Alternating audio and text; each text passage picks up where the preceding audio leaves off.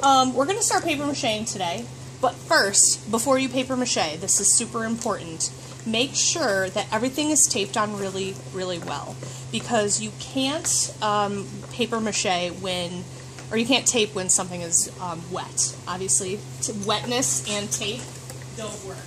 So before you begin, if you can't remember how to make a leg, you're going to fold it in half, line up the corners, crease, fold it in half, line up the corners and crease, lay them down on the table, put a piece of tape in between. How many people need to do this?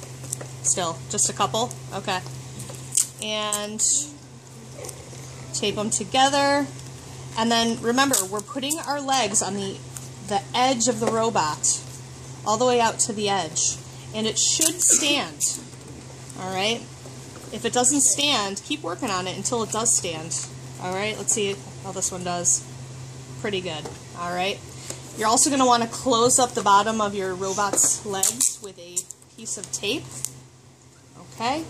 Then give your robot a good shake and make sure nothing is loose or falling off. Alright? Thank you.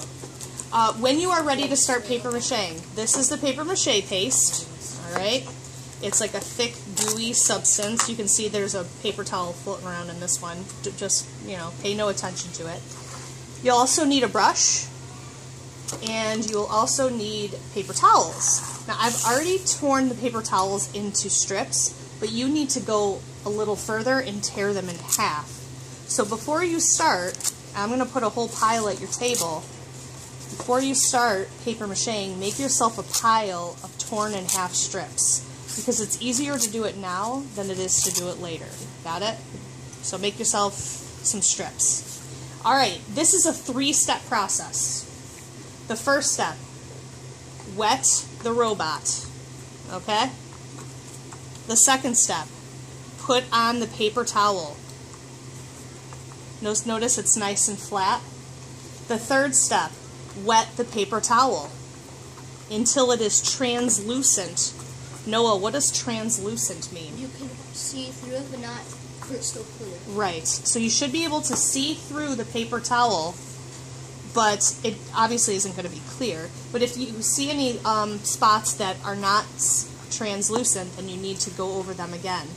Now, you can overlap paper towels, so here I'm going to overlap a little bit, but just make sure that you're not losing the shape of your robot. Also notice that I'm going up and down first, this way. I'm going from top to bottom with the paper towel going this way first. Why do you think I'm doing that? Yeah, what do you think? To keep the shape of the robot so you can get all the bends and curves. Okay, that is a good reason. But the main reason why I'm doing this is because this paper towel is acting like tape. So I'm reinforcing the structure of my paper mache by doing this. If I were only to go side to side, then I could tear my head right off, right? Because there's a crease right there. But this way, I'm overlapping and keeping my head on. Now, if you want to then go around and do it around the side, you're more than welcome to do that once you have that initial first layer on.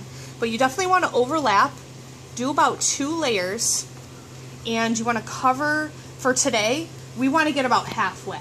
So we'll do about halfway today, and we'll finish the other half next class. Do you understand why I had you write your name on the bottom of the robot? Yes, why? Because we don't want to, we won't be paper macheing that today. Right. Next class, when you come, your robots, you will not be able to see through them. You won't be able to tell what's underneath the paper towel. It will be completely opaque. Is that the right word? Yeah. All right.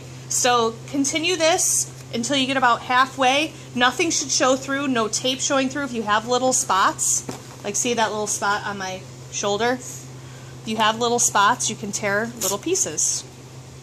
And just make sure everything is flat and smooth.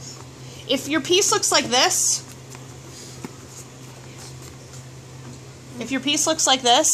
that's no good.